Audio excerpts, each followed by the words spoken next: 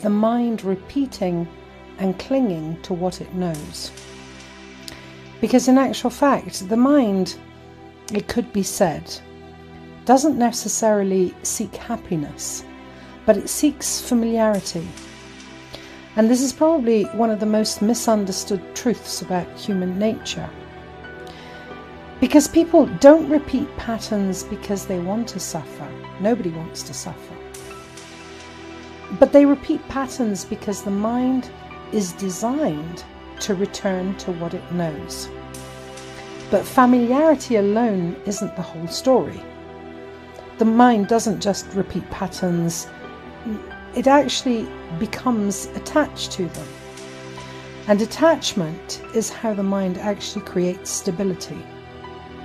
It attaches to experiences, identities, roles, beliefs, and emotional states. And over time, those attachments begin to feel like the me. I identify with them. And this is why change feels threatening.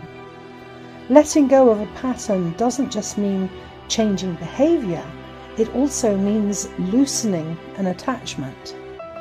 And loosening an attachment feels like loss. Even when that attachment is painful, might I add. Even when it limits us. And even when we say we want something different. The mind would rather keep a familiar pain than risk an unfamiliar freedom.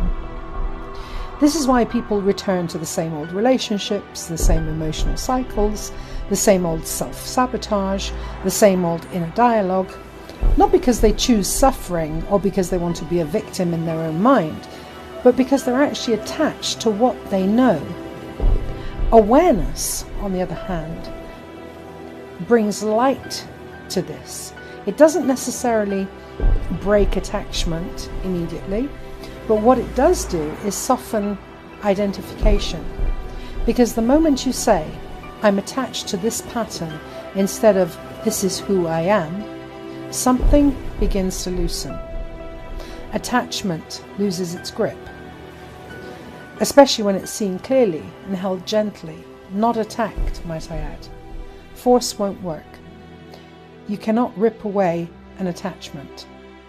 You can only outgrow it. And outgrowing something requires safety.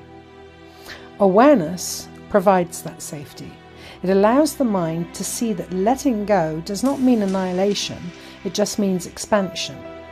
And this is where loss is redefined. Letting go is not about losing yourself. It is losing what no longer reflects who you're becoming. In the next stage of the V to V, which is the victim to victory method that I designed, we'll explore how awareness turns into movement, but not by breaking attachments, just by loosening them from the inside. For now, I'd like you to just notice this. What are you attached to? Not because it brings you peace, but because it feels familiar.